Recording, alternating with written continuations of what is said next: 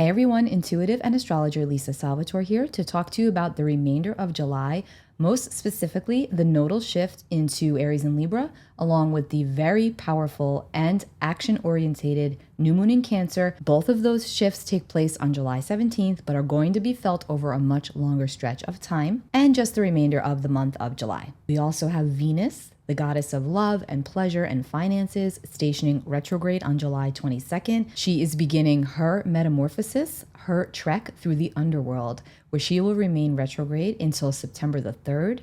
This is very significant. I have linked below my Venus through Leo video, along with Venus retrograde, which is all in that video. You're definitely going to want to check that out. I also go into what that means for you by sign, because this is a very important transit. And it may just help you put context to what you may be feeling, and it might just help you to understand it at a much deeper level as you navigate the waters of the next couple of months. Because all of our connections, all of our relationships, all of our associations are going to be under spiritual scrutiny, okay? And that may just be very internal and on the soul level, or it can be manifesting as external events in your reality, dependent upon your own unique reality and your own birth chart. So you're probably going to want to be aware of what is happening. So again, check that video out below, Venus through Leo, Venus retrograde. It's all in the same video. Now, a couple of more housekeeping items before we begin.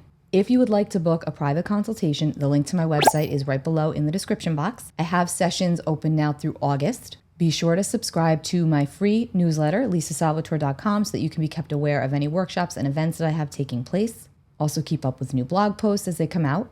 And I want to tell you about a really amazing app, okay? A really amazing site that if you are interested in the world of metaphysics, specifically mediumship, astrology, tarot, you should definitely check out Evolve Plus. World-renowned psychic medium John Edward launched this app back a few months ago. It is such a great space. It is such an amazing and supportive community. It has several different channels. Obviously, he himself is there. You get to connect with him. There's a channel all about grief, how to navigate through. There's an astrology channel. I actually co-host a podcast on there called The Rising Gems.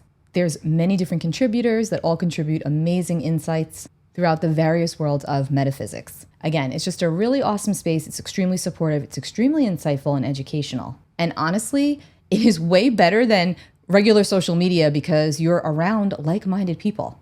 Again, it's just a great space. Go and check that out. It's right here. I'm also a contributor on there, so you will see me on there as well. Okay, so let's dive into the remainder of July. On July 17th, we have our once every 18-month nodal shift, okay? The nodes of the moon, which are not planets, they are actually calculated points in space based upon the sun, the moon, and the earth. This is also the axis where we will have the next set of eclipses occur, the next 18-month cycle, which is now going to be in Aries and Libra. So we are wrapping up the Taurus and Scorpio cycle because the nodal axis is always the exact opposite sign. So we're coming out of Taurus and Scorpio. North node has been in Taurus since January of 2022, and the South node has been in Scorpio since January of 2022. And on July 17th of this year, the North node is going to shift into Aries, and the South node is going to shift into Libra. So it's a whole different set of lessons in the karmic classroom of life for all of us, both collectively and personally. So you're going to want to look to your birth chart, and you're going to want to find the houses that contain Aries and Libra, because these will be the areas of your life that are going to be receiving this energy and where you're likely going to experience some lessons here, all for growth. And this is all going to have to do with our individuality, which is Aries, and also the way that we connect with others and coexist within all of our connections and relationships, which is Libra. And it is all about finding the balance and the harmony between selfishness and selflessness. Both have their place. I've got a really detailed video about the nodal axes, which I've also linked below. So you're also going to want to listen to yours if you know how to determine that in your own birth chart. But that next shift is going to be from July 17th of 2023 until January 12th, I believe, of 2025. Again, big shift. Remember, Aries is the first sign of the zodiac. Aries is the pioneer. So Aries energy is going to ask all of us, since it's the North node, and the North node is a point of growth and increase. In Vedic astrology, it is the hungry head of the dragon, known as Rahu. So this is what we want. This is an insatiable hunger that we are constantly striving toward. And again, this is going to be different for everybody personally. But collectively speaking, Aries is the fighter. Aries is ruled by Mars, okay? Aries is the god of war. And Aries is all about stepping up, standing up, owning our own agency. being our own authority, being our own boss, having courage, having strength to step out, to step forth on our journey, and to do so unapologetically and authentically, but at the same time, to maintain the humility of the Libra, the opposing sign's energy, which is about the group, which is about others, which is where we want things to be even and balanced without losing our sense of individuality, which is Aries. Again, there's a lot to say about this. Go check out the nodal axis video because I go into detail about what it means if the north node's in Aries and the south node is in Libra. Now also note that if you have your north node in Aries at birth, which means your south node's in Libra at birth, you are going to be going into your nodal return. And if it's the opposite way, say your north node's in Libra and your south node is in Aries, you're going into your nodal opposition. Again, think of this as the next 18 months are bringing in fated circumstances in the Aries and Libra areas of your chart of your life. And while this is going to be really strong for everybody, it will obviously be the most strongest for the cardinal signs, which are Aries, Libra, Cancer, and Capricorn. Again, I've linked a bunch of videos below that will help you out to understand this more if you're interested. But just note that these are very dynamic times that we are living under right now. We have all got a lot going on in our personal realities. There is a lot of change. There's a lot of shifting. I know a lot of people that are changing jobs, changing states, changing relationships, moving on, moving out, cleaning up, clearing out. A lot of shifting is taking place for everybody. And while in some ways it can feel very liberating and very exhilarating, it can also feel very scary and very uncertain. And so astrology, energy, intuition, all of it, it just really helps us to feel less alone and to know that we are navigating this thing called life with a lot of other people. And we all have our trials and tribulations, and astrology just helps to make sense of a lot of it. So anyway, check out the links below. I want to talk about this new moon that we have taking place in the sign of Cancer on July 17th, which, by the way, is the same day that the nodes shift back into Aries and Libra. Okay, so we've got Aries and Libra, which is now a shift into the cardinal signs here, and Cancer is also a cardinal sign, and cardinal energy initiates. Cardinal energy is about taking action. So I want to stress that there's a lot of dynamic energy surrounding this time period, surrounding the remainder of July and going into August, but specifically around this new moon and the nodal shift that are occurring just within hours of each other. This is a big deal. You're going to be feeling very motivated in one or more areas of your life to take charge, to take action, for better or for worse. You are going to need and want to advocate for yourself in one or more areas of your life. You're going to feel tired of playing it small in specific areas of your life. Guarantee it. And you're going to feel that much more motivated, keyword motivated, into taking action. But as we know, everything always has its higher vibration and its lower vibration that they operate out of. So let's start with the fact, and I'm going to pull up the chart in a moment here, but let's start with the fact that the sign of Cancer is actually ruled by the moon, okay? And this is a new moon, so a moon in Cancer. The moon is always going to feel the coziest and at home the most in the sign of Cancer. It's the sign of its domicile. And we think about how quickly the moon moves every 2.5 days, it shifts signs. That is how a Cancer moon operates as well, with moods. So if you have a Cancer moon, you're going to notice that you're probably up and down a lot with the ebbs and flows of the cycle of the moon, because you are ruled by the moon. So Cancer moons in general tend to have an air of an extra sensitized emotionality attached to them, for better or worse. We can find ourselves a lot more nostalgic, a lot more sappy, a lot more lovey-dovey, feeling a lot more nurturing, yet at the same time we can feel a lot more depressed, we can feel sad, we can feel nostalgic in the way of which, really longing or missing or grieving that has gone before us or whom that has gone before us. So honor whatever it is that you are feeling under this energy, because it's likely to be very heightened. Let me go ahead and pull up the chart. Okay, so we see here that we've got our Cancer new moon that takes place July 17th, at 2:32 p.m. Eastern Time. I have this set for New York. You obviously can change that if you're looking at the chart yourself. And again, this new moon takes place at 2:32 p.m. And I want to stress that the nodes shift back into Aries and Libra at 3:59 p.m. So right as we have this new moon, we are at the precipice of this really big shift and we are all feeling it. And I also have to stress that there's a lot of stressful energy that's attached to this, or not even necessarily stressful, but it definitely feels like we are being squeezed, especially if you're cardinal, which is Aries, Cancer, Capricorn, and Libra. But it's this feeling of kind of like very fevered energy, like you just have to get things done. And you may be feeling oppositional energies at the core of this because we've also got some configurations happening here that are a little bit tense. but it's all meant to propel us forward onto our truest north, our truest destiny. So yeah, if it sounds crucial, if it sounds critical, it is. So it's really important to move with intention right now, to really think about what we're doing, think about the implications, not just of tomorrow, but of down the track. Remember, karma is consequence, right? We reap what we sow in every lifetime. Just remember that, for better or worse. So the reason why I'm saying that this new moon, it has a lot of positivity attached to it because it's very action orientated and it's very much about, again, stepping up, stepping out, having courage to do the thing, whatever that is for you. But this new moon is at 24 degrees and 56 minutes of Cancer. We see the sun and the moon right here, okay? And it's in an opposition to Pluto. Pluto's at the 29th degree of Capricorn. We've talked about this a lot. So Pluto's at that critical 29th degree, and Pluto is all about power and transformation and renewal, and it's about basically stripping away the dead wood. It is about getting to the bottom, stripping it all away, whatever is artificial, whatever is standing in the way, and cleaning it out. Pluto is the cosmic garbage man. That is how I refer to Pluto. And the thing about Pluto energy is that it moves really slowly, but it's very intense. It's very heated. And you could be feeling a lot of emotions and memories coming back up from the past. I'm talking from the way past. Maybe these are things that you've put away neatly in a box and you thought that, hey, they're not coming back. And now you're being reminded, or it may even feel like you're being haunted in some cases. You know, remember, Pluto is all about metaphorical death, dying off. It can also indicate physical death in some cases, but we're not talking about that right now. We are talking metaphorical with Pluto. Pluto wants a part of us to die so that we can be reborn again and come back stronger and ascend even higher. Remember, Pluto is at that 29th degree, okay? This is very significant. So again, everyone is going to feel this energy, but if you are in the later degrees of the cardinal signs, which would be about 22 degrees all the way to 29 degrees of either Aries, Cancer, Capricorn, or Libra, you're really going to be feeling this energy that much stronger. So yeah, new moon opposite Pluto, heavy emotions coming up to the surface. Allow them their airtime, allow them their space to grieve, to come up so that you can heal them for once and for all, so that you can transcend this karma, so that you can move forward into your most authentic self.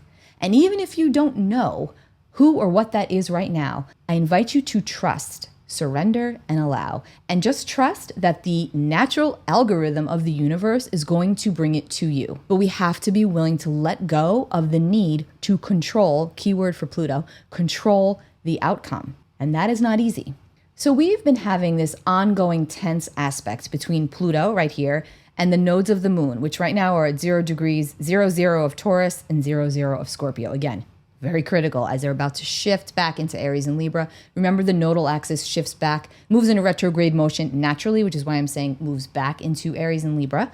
But we've got this T-square energy, which is a tense configuration of these planets. It has been ongoing, and it will continue throughout the end of the month, okay? So we've got Pluto squaring off with the North Node and the South Node. Fate, destiny, karma, 3 keywords with this energy. And then we've got this new moon up here, which is actually pulling in a cardinal grand cross, okay? Now, what I always say about a grand cross, if I am working with a client that has this chart pattern, the best way I can describe it is diamonds are made under pressure. Or one of my other favorites is that a smooth sea never made a skilled sailor, because Grand Cross energy, it wants to bust through and it wants to ascend and it wants to move forward, but there's always going to be a struggle in order to do it. Now, this is a cardinal Grand Cross, so cardinal energy takes action, cardinal energy initiates. So again, strong active energy here. It's like there's a finger on the pulse. Now, this is also collective, okay? So it's like we're putting a finger on the pulse of these very intense and tense spaces in our reality, and also on the world stage, we see this heating up more and more and more. We've also got Mars opposing Saturn, and this can always bring in a bit of a womp energy. And, you know, you don't really want to overwhelm yourself or overschedule yourself as we move throughout the remainder of July, just because there is so much going on, and it's going to feel that much easier to feel that much more overwhelmed. Anxious. And even if you're somebody that's not naturally prone to anxiety, you may really feel it as we move throughout the remainder of this month. So you just don't want to overload your schedule if you don't have to. Just some friendly advice. There is so much to this new moon. Okay, let's keep going. We've also got Pluto down here at 29 degrees of Capricorn in an inconjunct or a quincunx to Venus over here at 28 degrees and 4 minutes of Leo. An inconjunct is an aspect that causes us to really work hard to make adjustments, but the desire is there to do so. So because we're dealing with Pluto and Venus, a lot of this is going to center around, it could center around our financial situation because it's Venus, or a specific relationship, or even more than one in our lives, because we're dealing with Pluto and we're dealing with Venus. And power dynamics will definitely crop up here. But again, it's the quincunx. So yeah, it'll feel funky, but the desire is there to set it straight. Now, what I really like is that Uranus is over here at 22 of Taurus, and Uranus is harmonizing with this new moon. It's in a sextile aspect, which is smooth. So again, that grants us the ability to see things a different way and to operate outside of the box a little bit, to color outside of the lines. And when we're dealing with the Pluto in conjunct Venus, this could really bode well for any relationship dynamics or relationship issues that come up for you around this time. And this could have to do and might have to do with family, because we are dealing with Cancer. Cancer is the sign of family, both family of choice and family of origin. So think more broad here.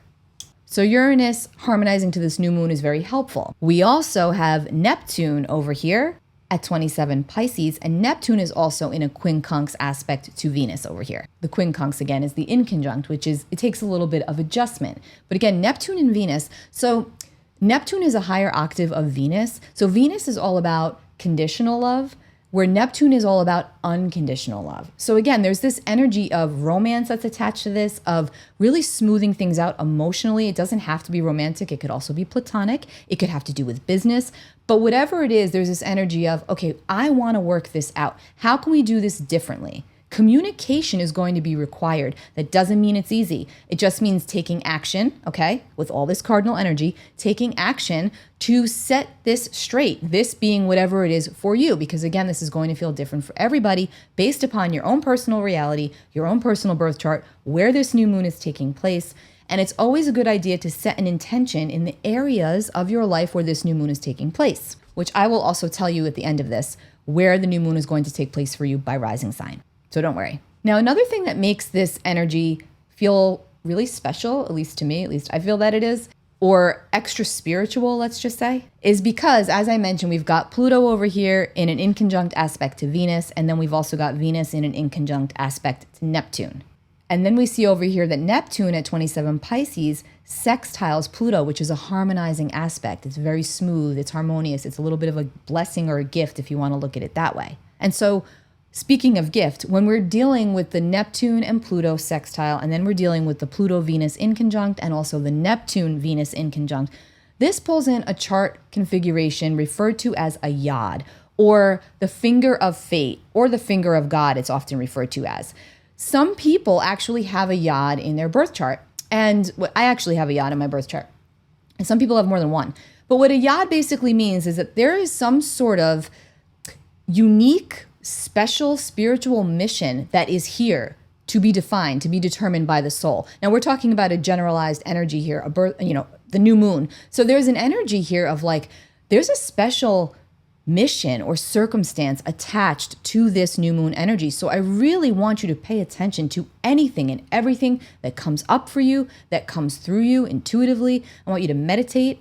I want you to allow yourself the time to reflect upon where you are right now on your journey. Because there is something really, really magical and spiritual and big about this time. And I'll even go as far as to say that it will likely feel otherworldly. If you have strong psychic abilities, very enhanced psychic abilities, I guarantee that this new moon, it's going to be off the rails for you. You may discover a new ability, a new psychic ability, a new clair has kicked in for you, has opened up. There's a lot of good to this energy, but it's a lot. It's strong. Okay, so what I would like you to do under this new moon energy is I really want you to reflect and focus upon all of the beautiful qualities that you have, that you house within you, within your soul. And then I want you to set an intention in the areas of life for you where this new moon is going to be. Or just in general, you don't have to do it by according to the house that the new moon falls in, but just about how you feel, set an intention.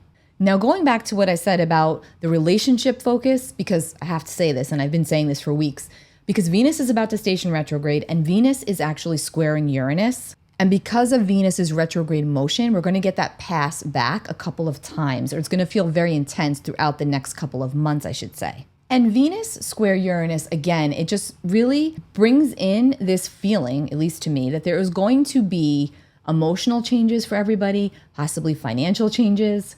Again, these could be really good, but will require adjustments. And the Uranus-Venus square, especially if you have strong fixed energy, which is Taurus, Scorpio, Leo, Aquarius, when it comes to relationship dynamics, and again, this doesn't have to be romantic, it can be platonic, it can be business, it can be family. But with this energy, you're going to have things coming up that are going to be reminding you about why things are a certain way within specific relationships. So, for example, if you're not speaking up for yourself and you keep getting walked all over by your brother, you can bet your butt that under these energies, the next 6 to 8 weeks, that person, your brother, is going to be poking at you and provoking you, and you're going to feel like you're about to fly off the handle.